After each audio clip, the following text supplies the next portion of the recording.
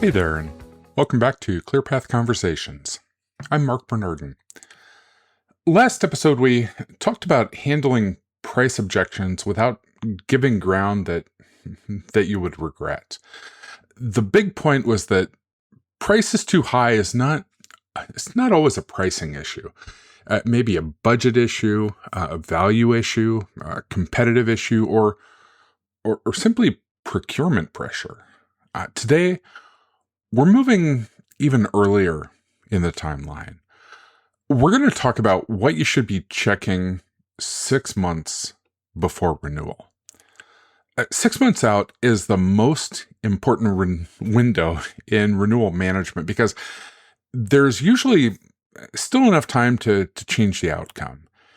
You're not so early that the renewal feels theoretical, and you're not so late that every move feels reactive. So at 6 months, the renewal's close enough to matter and far enough away to still influence. That's the window for the renewal risk audit. Now, a renewal risk audit is not a health score review. It's not a quick scan of usage and support tickets. It's a structured review of the account's ability to really survive the renewal decision. And that distinction matters. A health score, it might tell you whether the customer appears active.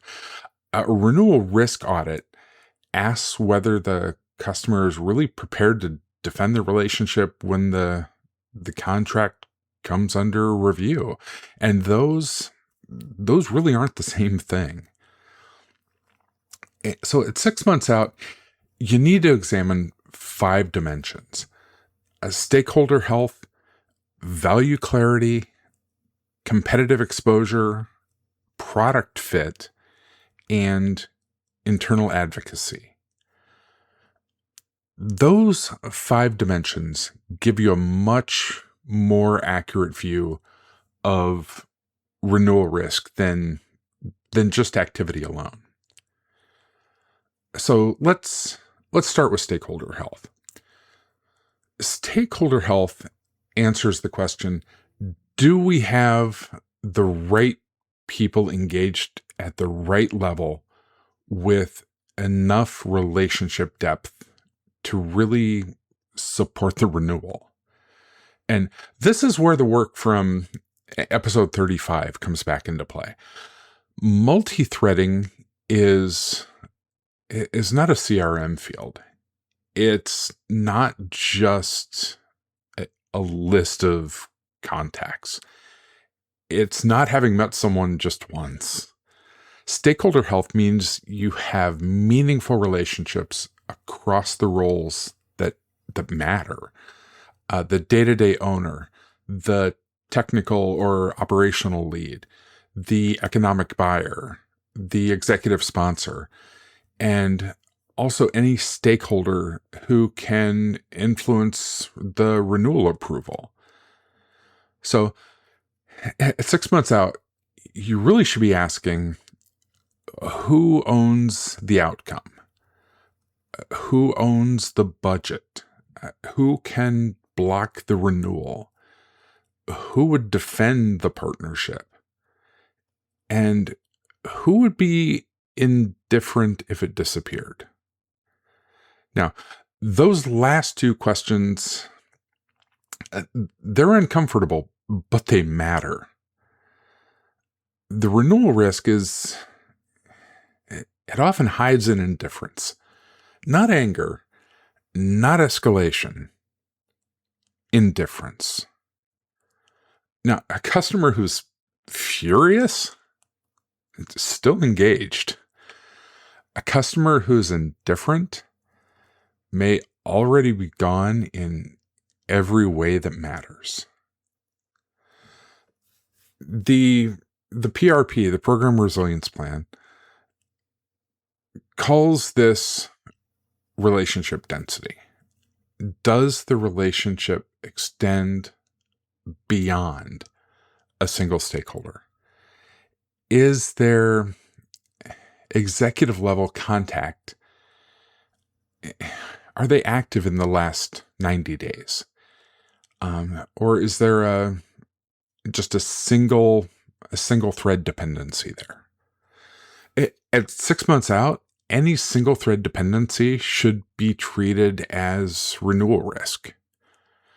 Not because the champion is bad, not because the account is failing, because dependency itself there is fragile.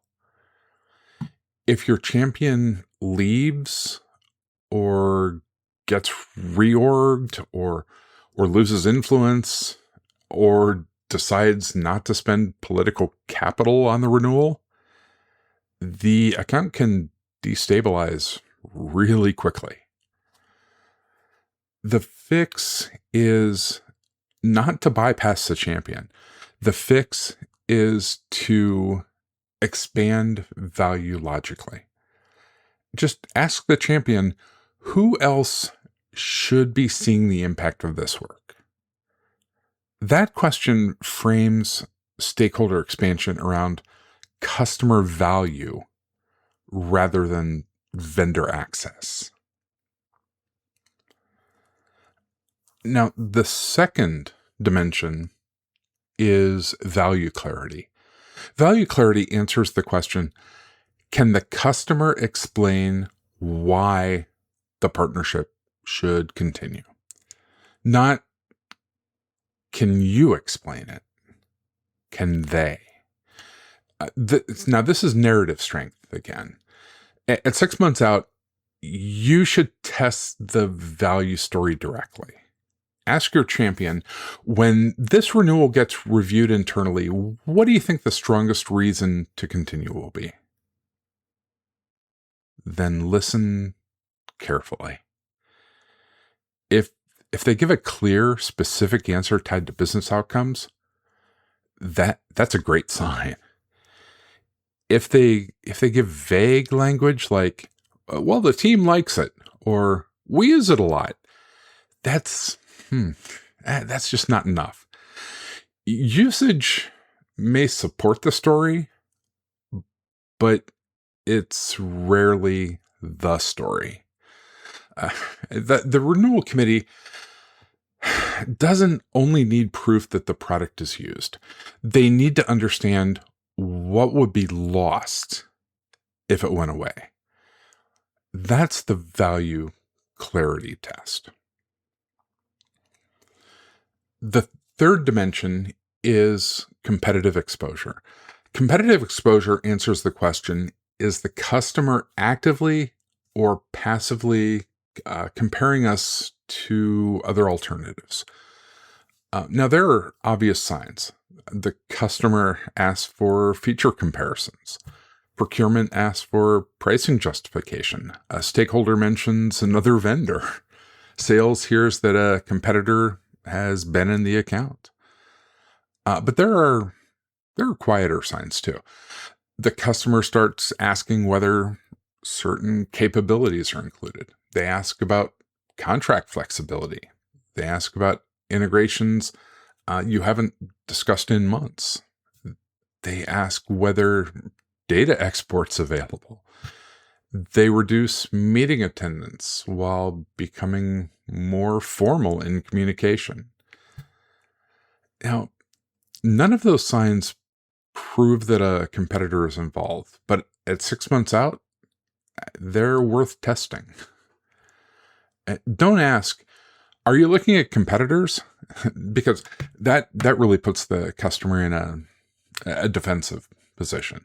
Just ask, as you evaluate the next year, are there any internal comparisons, tool consolidation efforts, or alternative approaches that we should be aware of?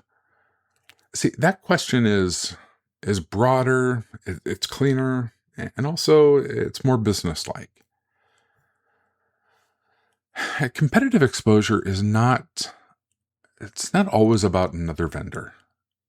Sometimes your biggest competitor is an internal team, a homegrown process, a lower cost tool, or maybe even doing nothing.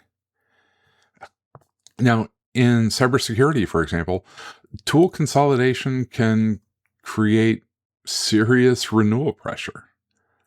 A product might be performing really well, but if the customer's leadership has ordered a reduction in the security stack, every vendor becomes vulnerable. That's why competitive exposure it's not only a sales issue, it's a customer strategy issue. The CSM needs to understand the environment in which the renewal decision is going to be made. The fourth dimension is product fit. Product fit answers the question, does the product still match the customer's current operating reality? Now, this is where many renewals get weaker over time. Now, the product may have matched the customer perfectly at the time of purchase. Then the customer changed. Their team matured. Their workflows changed. Their priorities changed. Their architecture changed. Their leadership changed. The contract stayed the same, but the customer didn't. So at 6 months out, you should ask whether the product is still aligned with the way that the customer operates today. Are they using the most valuable capabilities? Are they using the product in a way that maps to current business needs? Are there features that they bought but they never adopted? Are there workflows that changed and made the original use case less relevant? Are there unresolved gaps that have become more important? Product fit, it doesn't have to be perfect. It does have to be understood. A mismatch that is named can be managed. A mismatch that's ignored becomes renewal risk. The fifth dimension is internal advocacy. Internal advocacy answers the question, who inside the customer organization will speak for this partnership when we're not present? And this is where your customer voice matters. Now, you may have really strong relationships. You may have great metrics. You may have credible value narrative. But if nobody inside the customer organization is willing to carry that story, the renewal is vulnerable. Internal advocacy, it's not the same as friendliness. A friendly stakeholder may like you and still avoid defending the spend. An advocate does three things. They understand the value, they believe the value matters, and they're willing to say so internally. So at 6 months out, you need to know who those people are. If you can't name them, you have work to do. Now let's put the audit together.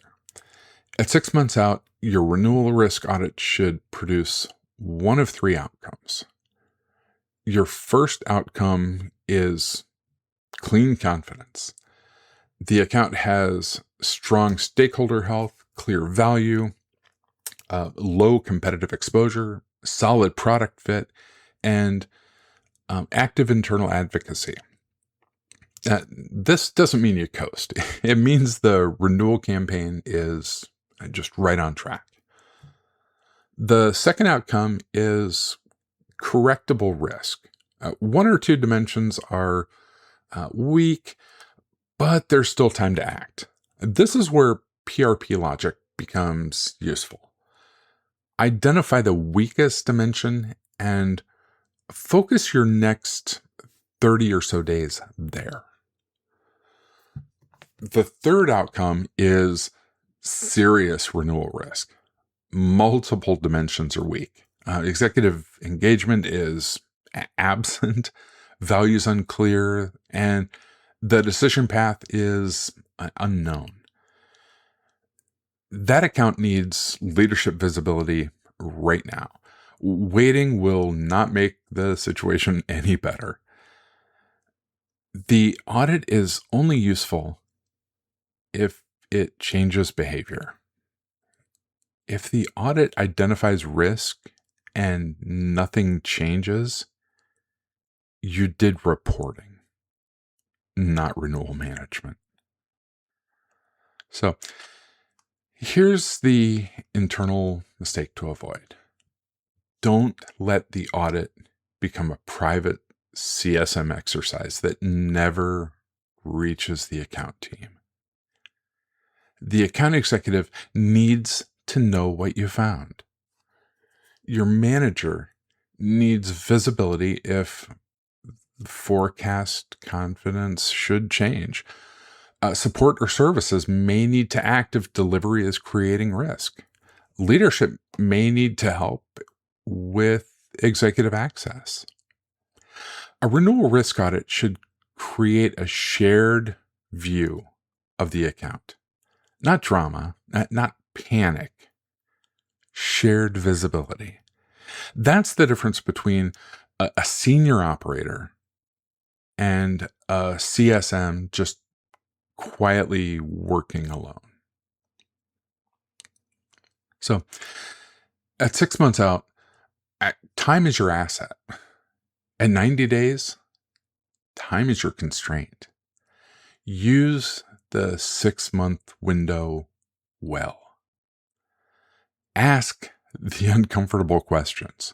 Test the value story. Confirm the decision path. Find the single thread risk. Look for competitive exposure. Check whether the product still fits. Identify who will advocate internally. Now, that work may feel premature to teams that treat renewal as a late-stage event. It is not premature. It's the work that prevents late-stage surprises. So, let's recap. The 6-month renewal risk audit is not a health score review. It's a structural review of whether the account can survive renewal scrutiny. The 5 dimensions are stakeholder health, value clarity, competitive exposure, product fit, and internal advocacy. Stakeholder health tells you whether the relationship is broad enough. Value clarity tells you whether the customer can defend the partnership. Competitive exposure tells you what alternatives may be in play. Product fit tells you whether the product still matches the customer's current operating reality. Internal advocacy tells you who will carry the story when you're not present. Now, here's what I'd like you to do this week. Pick one account renewing in roughly 6 months. Score each dimension as strong, uncertain, or weak. Don't average the results. Find the weakest dimension and decide what action you're going to take in the next 30 days. So, follow the show on your favorite platform. Connect with me on LinkedIn at linkedin.com/in/Mark Bernardin. And audit one renewal early enough to change the outcome. Thank you for being here. Thank you for doing this work. And thank you for showing up and delivering every single day. I'll talk to you soon.